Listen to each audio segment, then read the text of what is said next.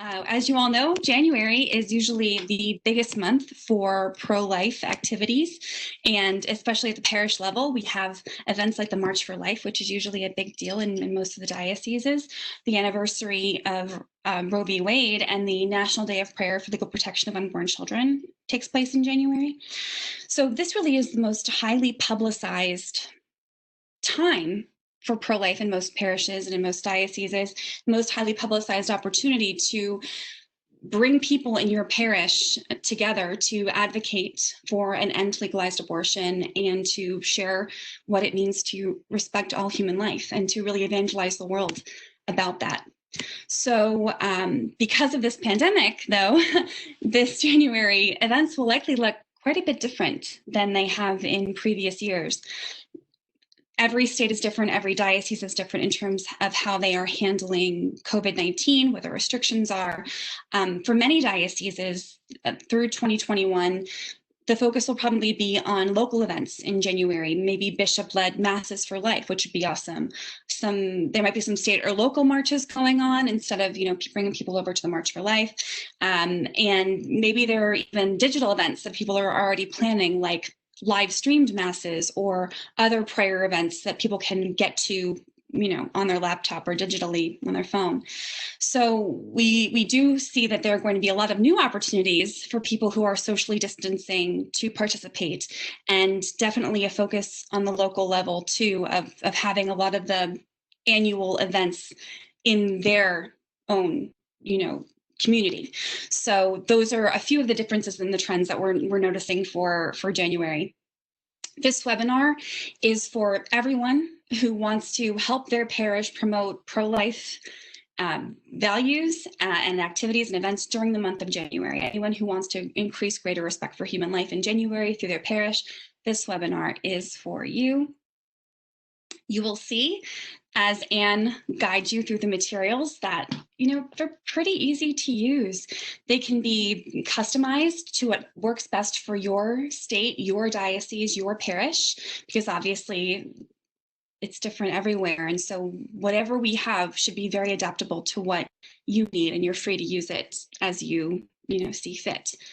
We're going to walk through this website mostly. Again, Anne will be doing that. And we're going to try to explain how these tools can be used so that you can, with your parish, participate in the events available in January. So again, looking forward to hearing your questions. Please feel free to type them as you think of them in the Q&A box. Thank you again so much for taking time out of your evening tonight to be here with us, and for everything that you do in your parish and your local community. So with that, I will give you Anne McGuire, our Assistant Director for Education and Outreach, who's going to walk you through a lot of these tools. Awesome, thanks, Kat. So as Kat mentioned, we are just going to basically walk through the materials that we are making available to you. They are specifically designed for use in, or especially designed, pardon me, for use in parishes, but they can certainly be adapted for other scenarios and circumstances, perhaps by diocesan directors of Respect Life Ministry, or Catholic schools, youth ministry, even individuals and families will be able to make use of some of these. So just to let you know our general overall goal here, it's to equip you with ready to use, easy, quick tools that are meant to be brought to life in your hands. So they're really meant to, they're meant as a jumping off point for you, but it's really up to the needs of your parish, of your community, as to how they can best be used and whether to adapt them and that sort of thing. So with that, I'm just going to go over kind of an overview of what we're going to be talking about specifically, and then I'll show you a little bit more in depth. So the three main things that we're going to be talking about tonight are the materials that are available, which are the January Action Guide, the 9 Days for Life novena, and then other updates on January 2021 particularly in light of COVID. So in the January action guide, I'm just going to share my screen. One moment. Okay. Okay. So you can see here that the first page is actually, Kat, could you just give me a quick verbal confirmation that you can see the screen before I go all the way through this? I can see this. I know that one person, Jean, says she can't see the video, only audio. That might be because of her browser or because she's looking at it on mobile phone or, something like that. So maybe just to check that, Jean, you can check that usccb.org/webex to see if that might answer your questions, hopefully. But I know I can see my screen. Can anyone else type into the Q&A and say whether they can see it on screen?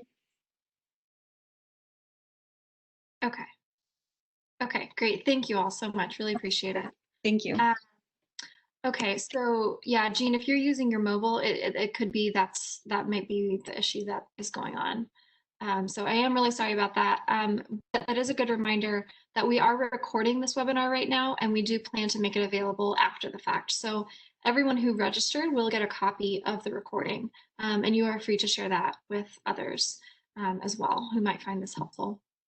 So back to the action guide. On this first page, you can see it's basically just kind of an overview, a little explanation. The anniversary of Roe v. Wade, of course, because of the anniversary, we have the Day of Prayer for the Legal Protection of Unborn Children every year on January 22nd. And the general instruction of the Roman Missal has designated that as a particular day of prayer and penance. And then the rest of this guide is basically, that's sort of the focal point. And then the rest of this guide is providing resources to hopefully help you bring that observance to life within your parish community. And the resources mentioned are or will be at least posted on respectlife.org/action guides. I do ask just for your patience. We're in the middle of massive updating of the materials. So most of them are there, at least in English, but we are continuing to make those web updates, and those should be completed next week at least, if not sooner. So then moving on, there are a few different ways that you can approach this. And it really, again, I cannot stress enough or overstress the importance of really just taking whatever is helpful, leave whatever is not helpful, adapt it to whatever you need. These are really just meant to be tools to get you started. So the first section that we're going to go over here is just a one-page, 5 ideas of simple steps to help your community participate in the Day of Prayer for the legal protection of unborn children. And so the first thing would be spread the word, get the word out there. We have short bulletin announcements that have already been written for you. They're later in the guide. We specifically lay out when they can be used, or our suggestion for when they could be used. And, we have flyers and just all kinds of things ready to go. So similarly, kind of going along with spread the word is invite others to participate. And this I would just kind of just want to expound that it's not just a matter like, yes, we definitely want to get the word out as much as possible, in every possible communication platform, whether it's the bulletin, or if you're not printing bulletins, in the online bulletin, little announcements that you could include, flyers that you could post up on bulletin boards in churches, the announcements and graphics could be included in email newsletters and on social media. However, within the midst of all of that, we also have to remember the importance of personal invitation. And, remembering and calling to mind that Jesus had his close group, the 12 apostles, who then went out 2 by 2 and, evangelized the world. And so just the power of personal invitation. Just quickly, I want to share a friend of mine earlier this week was suggesting a workshop for me that she thought I would enjoy. And I had seen it advertised. She posted it on her social media, and I thought, oh, that's cool. That's great. Good for her. Um, but it wasn't something that I was necessarily really considering doing myself. But she sent it to me, and then she sent it to me again, and then she sent it to me. And I'm not saying to hassle people, but to be fair, I did ask for more details, but she sent me more details than um, through another method, and just said, look, I'm sorry to to nag you if it seems like that, but it just really this has you written all over it. I really think that like you just kept coming to heart. You kept coming to my mind, and so sure enough, although she had started telling me about this like a day or so earlier, it was actually turned out to be when she followed up, and I understood what the workshop was. It was actually an answer to prayer, so I'm signed up to attend that virtually this weekend. But all that just to illustrate the importance of that personal invitation, sharing it with your friends, sharing it with your family, and asking them to do the same.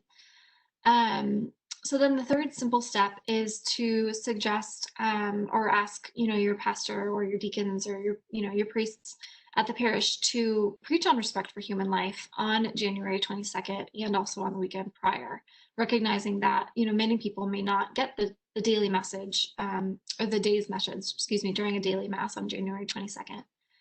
And then fourth, we have sample intercessions for the prayers of the faithful that can be included not only during Mass in the parish, but also, again, if schools have school masses, if there's any kind of event going on in your diocese or in your parish, you could suggest that they be used for that.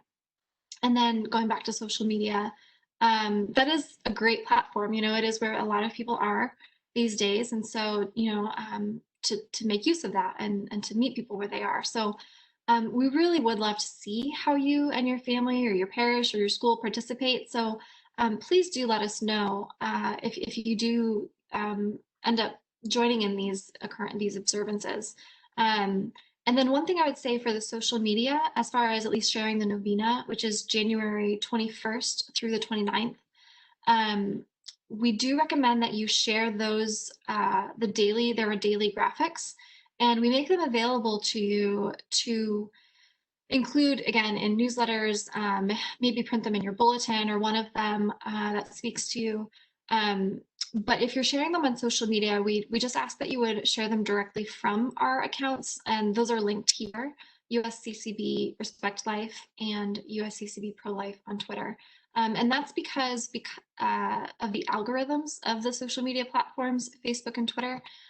More people end up seeing something if multiple people are sharing it from one place rather than 10 people uploading the same graphic and then say one person sees it versus 10 people sharing the same graphic from somebody else's account, in this case USCCB Pro Life, and then 10 or 100 people might see it just because of the way the algorithms work.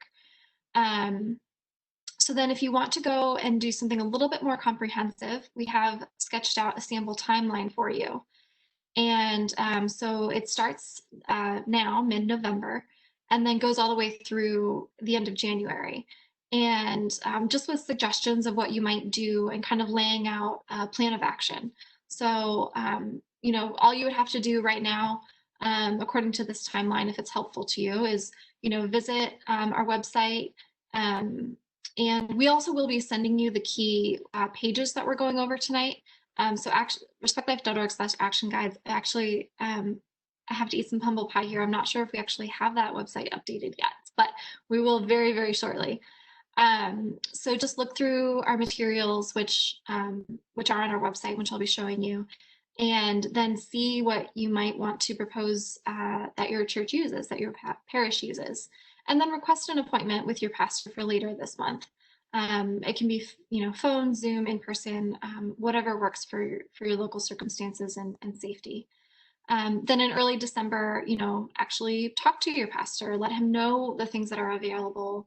And most importantly, ask what you can do to help him. I know that, at least from, anecdotally, what I've heard in this role has been that priests are willing to do things, but lack the manpower often. And so if they have somebody who's willing to do the legwork for them, and to yeah, to put these tools into action, it's easier for them to say yes, frankly, than feeling like it's something else that they're being asked to take on and to kind of shepherd through. So if you can be the point person, the chances go up that that will be possible. Um, so then the action or the timeline, continues through mid-December. We have short little reflection that you can use and put in your bulletin. It's, ties in Christmas and New Year's resolutions, all together with um, re reaffirming our dedication and commitment to respect for life. And then again, so here are the bulletin announcements that I mentioned earlier, with a couple different options depending on, space restrictions. All you have to do is insert the dates. And we designed this to be perennial so that you can use it, year after year. And or maybe use one part of it one year and another part of it another year. That's perfectly fine. Um, and then, so we have, by topic, so 90s for life, when to do it. We suggest 2 weekends before the start of the novena. Here's one that you can use. You could use the same one twice. You could use one week and one the other and two the other week. And then it goes on the day of prayer.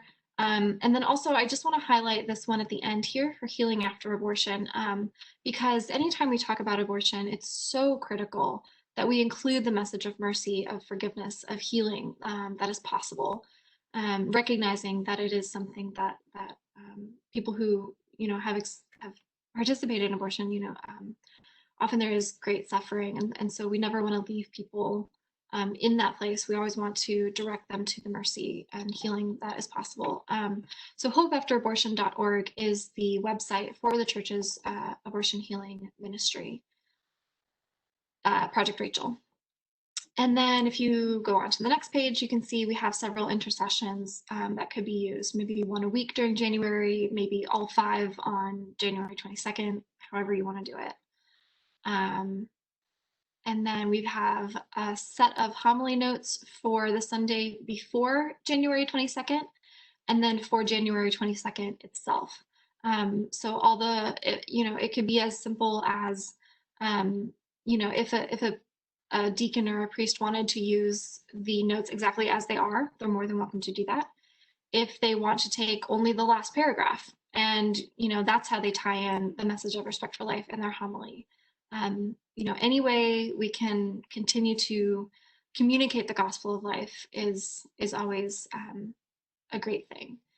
And then you go on, and there are also a liturgical resource to be aware of is the options for readings, um, which for the day of prayer for the legal protection of unborn children, it's kind of like a choose your own adventure. So the priest could pick, these are all the Old Testament options, these are all the New Testament options, and then so on and so forth.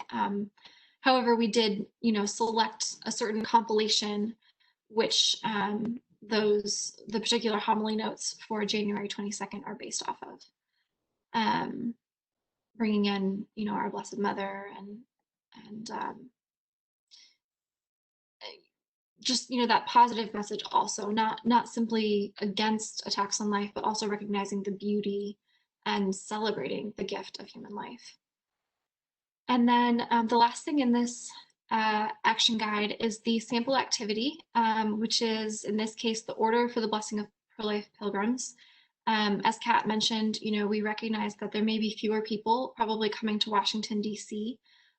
This year or this coming January. And so this is something that could also be used. It doesn't have to be before a long overnight journey. It can be something used, on site, or maybe it's a pilgrimage from the main chapel, the main church, to if there's an adoration chapel, or a school to the adjacent parish church. So there are, instructions and directions for how to carry that out. But as with everything that we're all dealing with in this pandemic, it's really important to just adapt as needed. Follow your local guidelines from the local government, from your diocese, from your parish, and obviously prudential judgment as well. And then, so moving on, I mentioned 9 days for life. So part of this action guide incorporates that, and that's what we're going to talk about right now. Nine Days for Life is a novena that was begun um, to mark. It started as an observance of I believe it was the 40th anniversary of Roe v. Wade back in 2013, if I'm not mistaken. And we got a really positive response, and people appreciated the opportunity to pray, and then to also offer acts of penance and reparation. As Catholics, we do have that tradition of um, offering sacrifices, on behalf of not only our own personal sins, but on the sins of all mankind. So that's how the novena began, and so we've continued it since then. Now, and I believe to date, cumulatively, there are several ways, as you can see here, to access the novena. You can sign up by email or text message. And this is one of the updates we need to make. It's not visible yet. However, do know that all of the resources and the novena itself are available, or at least will be posted and made available as soon as possible in Spanish as well. So we'll add information on that again by the end of next week. And so there's multiple ways people can access the novena, but cumulatively, altogether, from the time the novena started, I believe we have over 100,000 signups, which is pretty encouraging. And hopefully, with your help, we can get that number up even higher. Because, I mean, after all, we cannot ever overestimate the power of prayer. So we will have a link. This website is the number 9daysforlife.com. Again, that's 9daysforlife.com.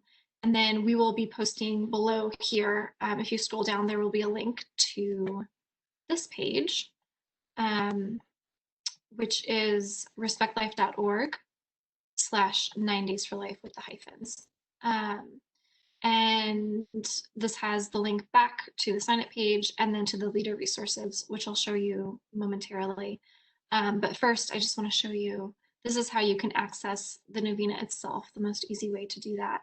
So if you click on the little arrows right here, for example, on day 1, we go to the first day of the novena, which will be January 21st. So each day of the novena has a intention. And then we recommend saying just simple Our Father, 3 Hail Marys, Glory be. We make the print version available for people who print them out. Each day is formatted like this on the screen. I'll just show you an example. So as you can see, these are, if you want to print them out, those are available. If you want to plug them into a different format. Maybe you want to put one of the reflections in your bulletin, that's fine. These are, the Word document is available in English, and then the printables for each day in PDF format. So anyway, each day has the intention, the prayers, a brief reflection, just about maybe 150 words, and then going back to that aspect of making acts of reparation. Our suggestion is to choose one, and then every day also for people who don't want to do either of these. So ideally, the idea is that one is a suggested sacrificial action, one is a prayer focused action, and then the other is just for somebody who wants to do something different that day. That's completely fine. And then we have this one step further section, which gives additional, more of that educational, practical aspect. So for example, in the first day, we link to Another Look at Abortion article, which provides, as you can see here, a basic overview and summarizes key points on the topic. So then if you go back to the home here, and then we'll go to the leader resources. And these are where this is kind of your one-stop shop for being able to see everything that's available for you for 9 Days for Life. So as you can see, we already covered, if you click English, that just takes you back to this page we were on here. And then if you scroll down, we have the graphics, like I mentioned, the daily intention graphics. These are the ones that we'll be posting on our social media platforms. Again, on Facebook, that's USCCB Respect Life, and on Pro-Life, it's at USCCB Pro-Life. And so we would just, encourage you to share from those accounts. But we do have an image gallery with these, and then with many different sizes of this graphic to help you to promote the novena, and then also flyers in a variety of sizes with just a little description of what it is and how people can sign up. The sample announcements down here, and then this goes back to the action guide, which we had looked at in this tab here. I'll show you that right there. So those are the resources, generally speaking, that we have to offer you. But I do just want to also mention one other thing, which is the differences this year. So we co-sponsor the National Prayer Vigil for Life with the Catholic University of America and the National Shrine of the Basilica of the Immaculate Conception here in Washington, D.C.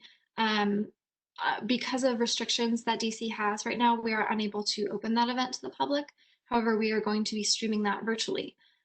So on that 9 Days for Life page, 9daysforlife.com, we're going to be posting a link to where that prayer vigil can be accessed from online so that people can participate wherever you are in the country.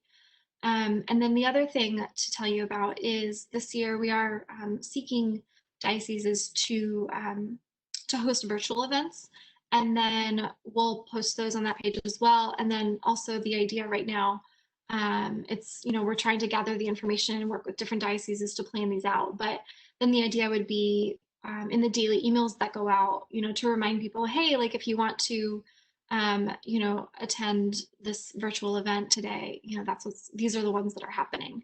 And so our hope is to be able to include those in the daily emails that go out. So those are the main things I wanted to cover. I just want to invite Kat back now. And just to remind you all, if you have any questions, now is a great time to put them into that Q&A section. Again, that's in the lower right part of your corner. And I had to turn it off because I get distracted very easily. So I have to take a look now and see if there are any questions and see what we can do to get those answered. But before we move on to that, Kat, is there anything else that you feel like I missed that we need to address? No, I think you covered the main point. Now we can move right on to the questions. Okay. One question that I noticed before, I know we're going to have a lot of questions specific to January events, but we had a question regarding a COVID-19 vaccine and a lot of people who have questions about that. Obviously, that's an issue that's on everyone's minds, especially with Pfizer now in the news about that. We know that Pfizer was one of the ethically derived vaccines, did not use fetal cells or aborted fetal tissue or embryonic cells or anything like that. That said, obviously there could potentially be other vaccines where there are ethical issues. And in that case, there are two resources that I'd like to share with you, and I'll put the links in in the Q&A box. Excuse me. Pardon me. And there are two resources from the Vatican from about 2005, which still apply today, basically how we think about moral considerations regarding vaccines. We also have a press release urging everyone to advocate for ethical vaccines that I think we sent back in April when we were seeing a lot of this just beginning with the COVID pandemic. So I will put those resources in the chat box for you now. And while I do that, and I know that we have one person, understandably, so people are wondering when we will have resources up on the website. I know the PDF that you have, when is that able to be shared? I know we can probably share that with them we have a link to the recording. Yeah, I'm going to take you back, so I'm just going to plug my headphones in.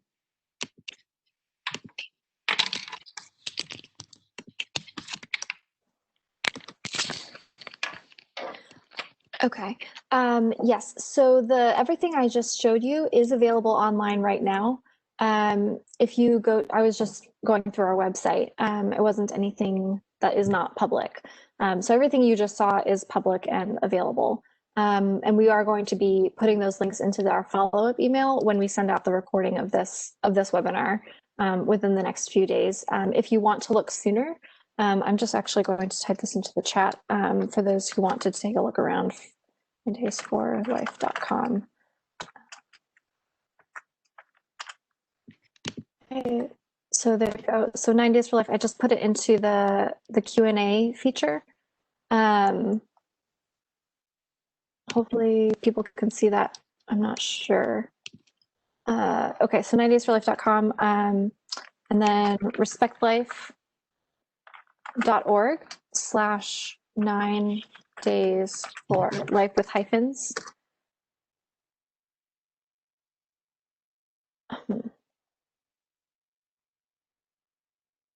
Gosh, I'm so sorry. All of a sudden, it's not working. I'm not able to send it. Okay, well, we'll be sending those to you in the email. I'm really sorry about that.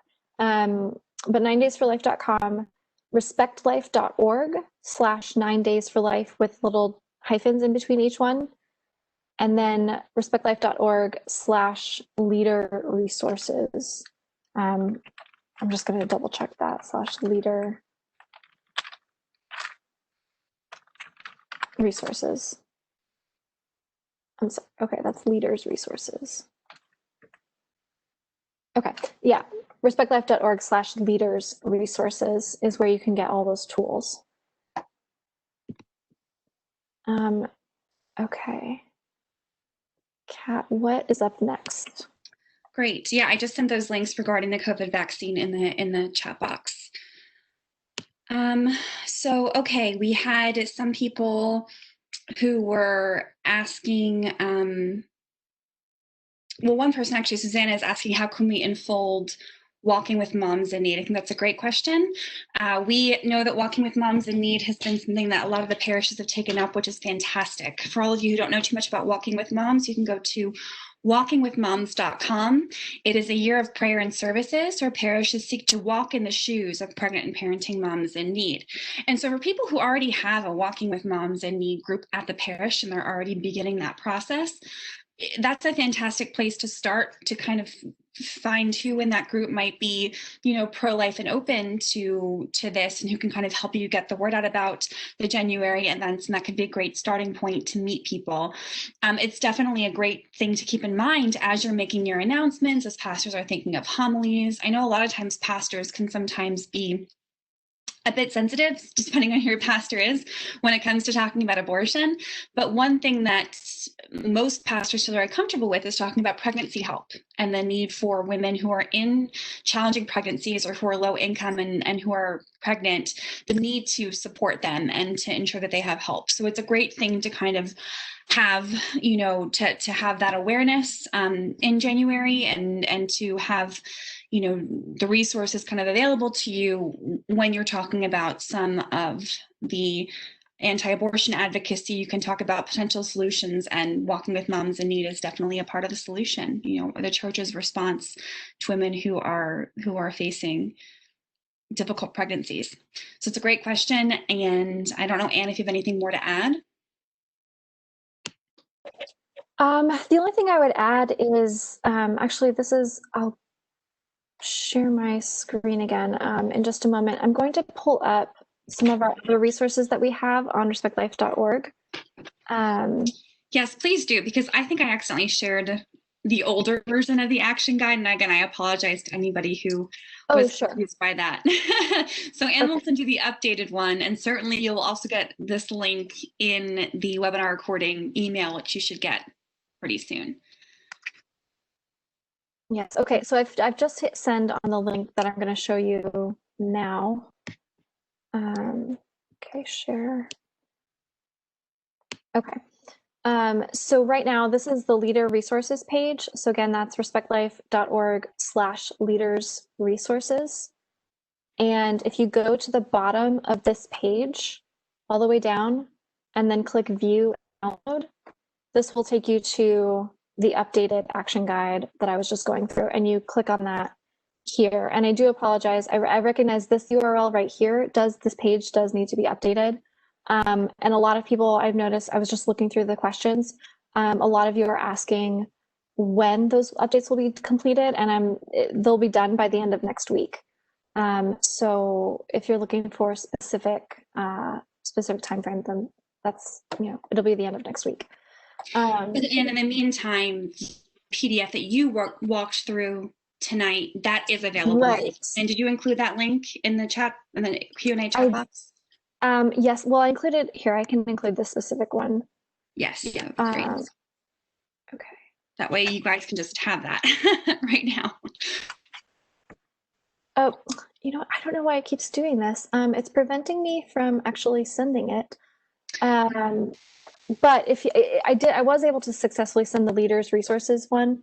And if you just scroll to the bottom and click view and download, that'll take you over to this page here. Awesome. And then just the PDF link is right there. So yeah, when I'm saying updates, I mean, like for instance, right now, these need to be linked up, the Word documents. So those are the different updates that I'm talking about.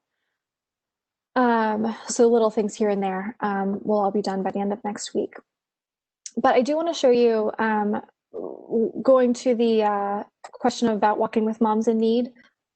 We have, I just want to, okay. So this page is respectlife.org/just2020. And then you can also access the same page by going to respectlife.org, hover over this first menu option, and then select 2021 or 2020-21 program materials. And this year's theme, as you can see, is Live the Gospel of Life. And that is taken from Evangelion Vitae. And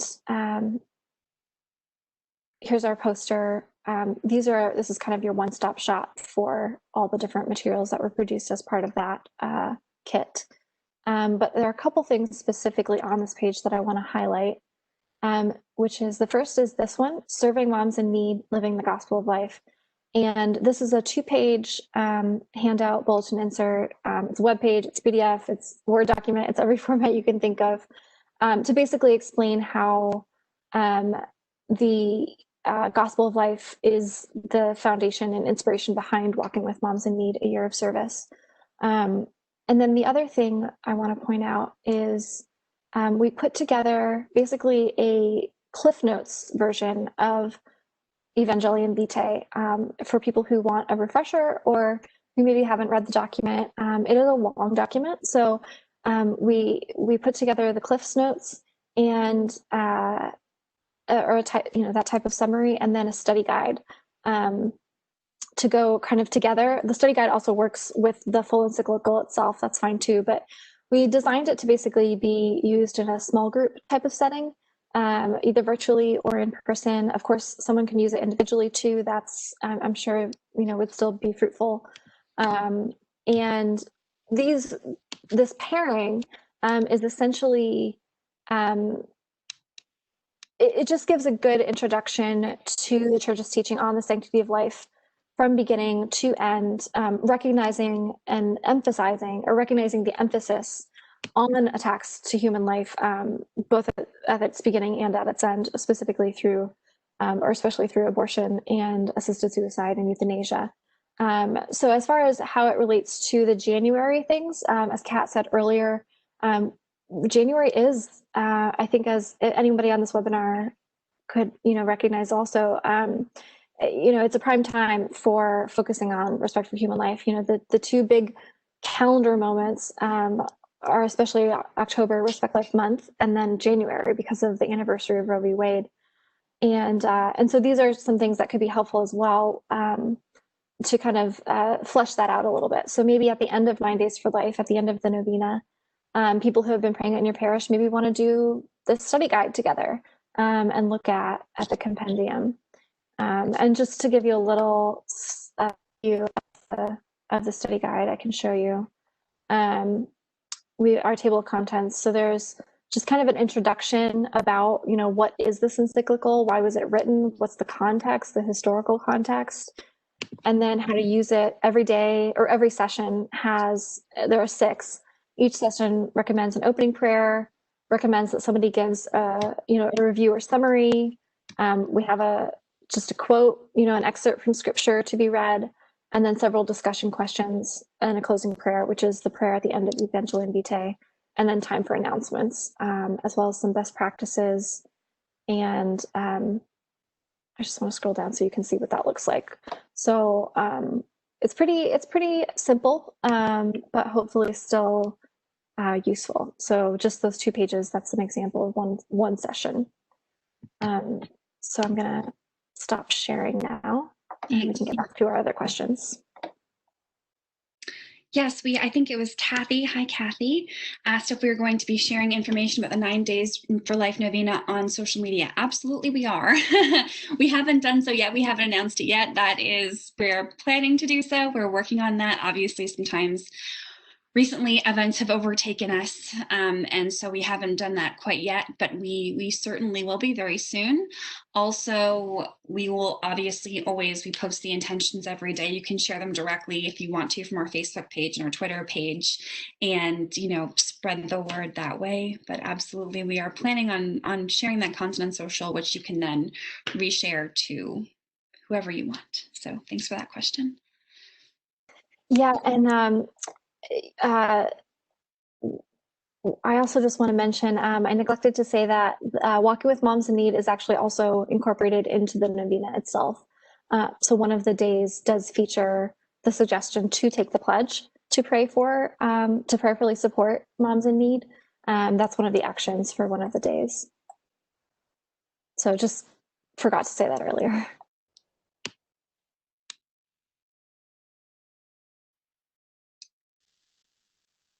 Anne, could you speak a little bit to how some of these resources might be adaptable so that parents can use them with their children? I certainly can speak to 9 Days for Life being a fantastic devotion for a family to pray together.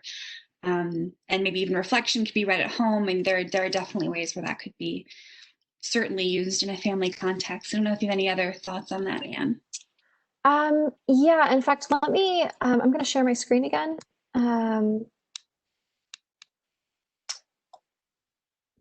So we'll go to the novena one of the days to show you as an example.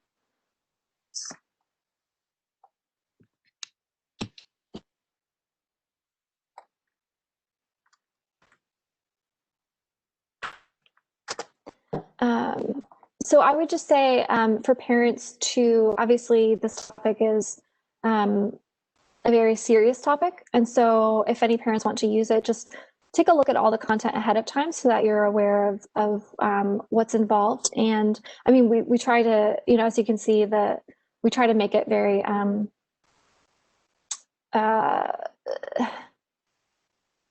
we try to present the material sensitively and with compassion.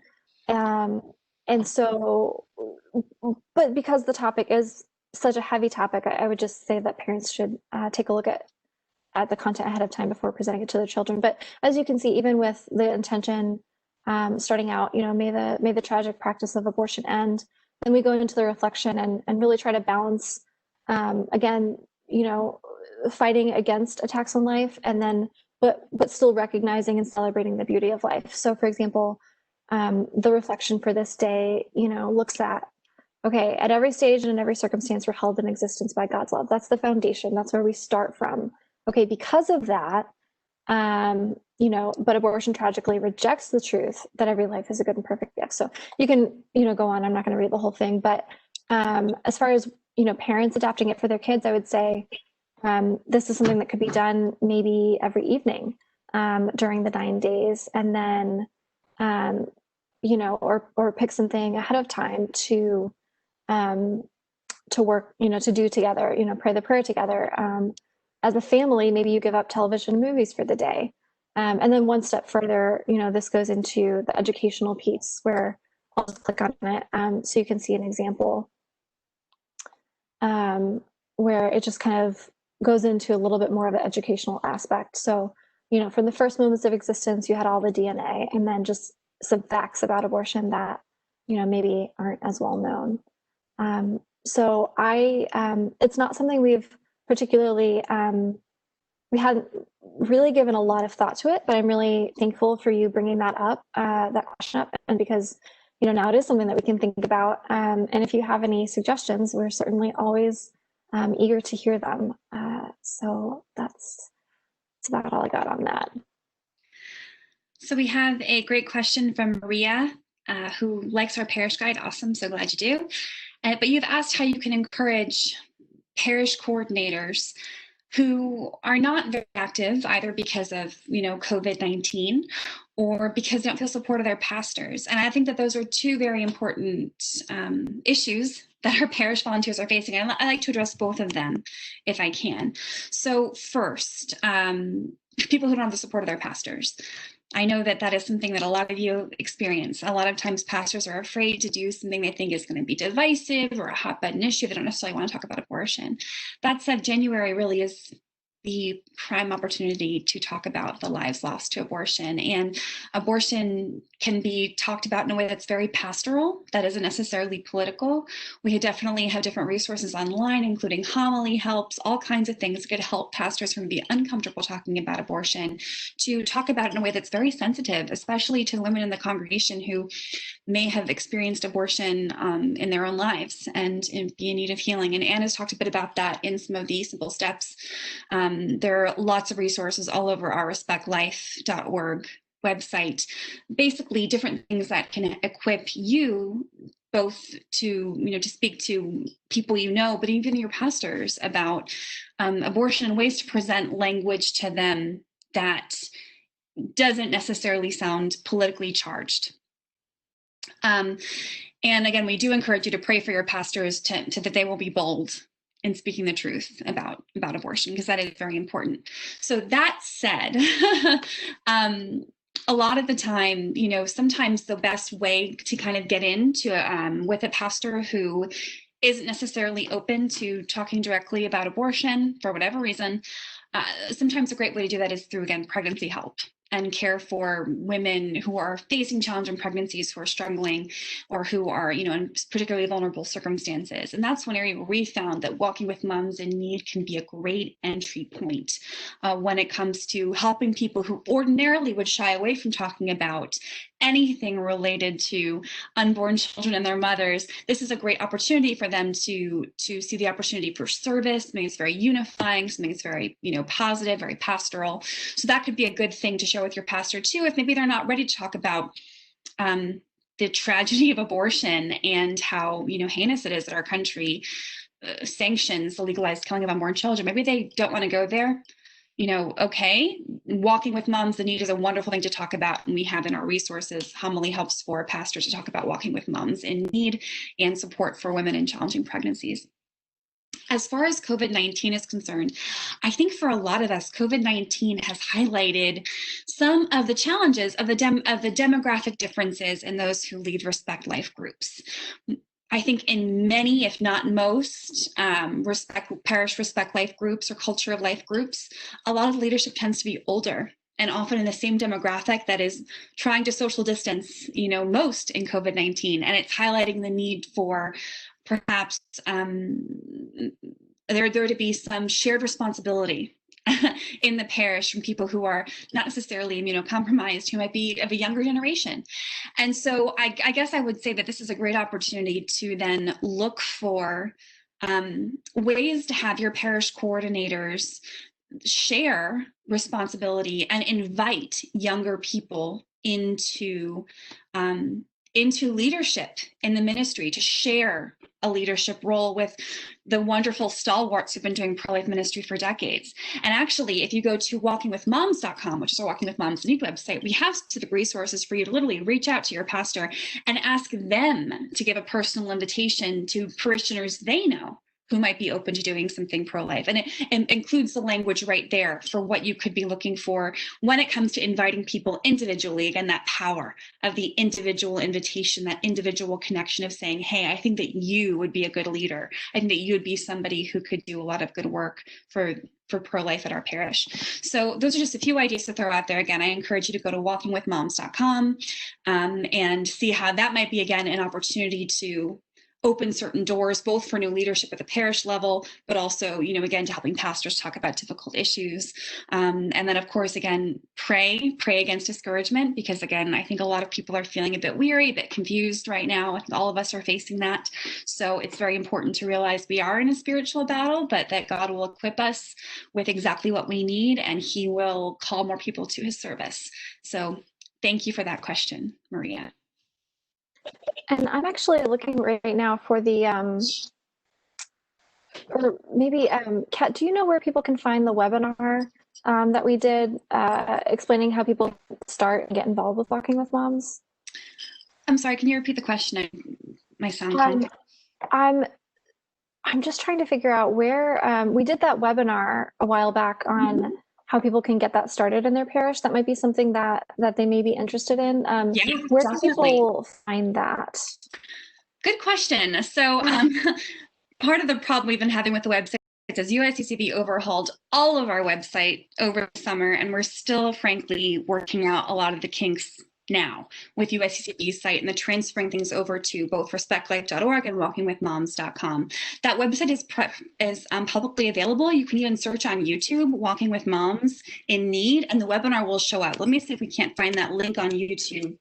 Actually, I did just find it. Yep. Excellent. Okay, so Anne will include that, and that'll walk you through Walking with Moms, which is its own thing. But again, January is a fantastic time to start walking with moms at your parish. Okay, I really don't understand what is happening with this Q&A, because sometimes it works and sometimes it doesn't for me. Okay, well, we'll work on getting that link before this is over.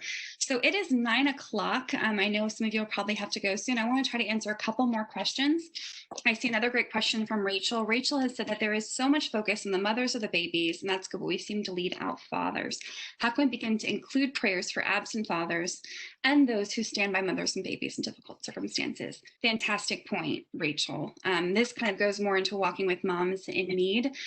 So the reason that we focused as a church on Walking with Moms in Need, and we even called it that, is because there are some things we just know about women who are vulnerable to abortion, and that is that 85% of them are unmarried.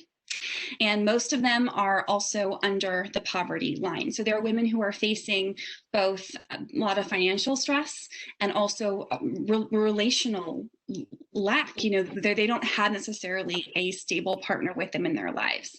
And so that is a huge problem contributing to abortion. So, and also just to the greater challenges that women face, right? The greater challenges that moms parenting young children face if they do not have, a spouse, that of course impacts their ability to feel equipped to care for a child. So with that, we have included a prayer for fathers, I believe in 9 Days for Life. There's one day devoted specifically, I believe, to fathers, and there's a great reflection in there. We highly encourage you to share that, spread that around. The reason with Walking with Moms in Need we haven't put as much emphasis on fathers is because that really is seeking to reach out to women and have people thinking about women who they know who could be facing a challenging pregnancy. It is very unlikely, again, percentage wise, it's more than 85% likely that a woman who is choosing abortion will be unmarried. And so we didn't want to have something that wouldn't resonate with people as they're seeking how to, both prevent abortion but serve the neediest. And that's usually women, and it's usually women who are moms. So so that's kind of the rationale for why Walking with Moms Need is more focused on the mom.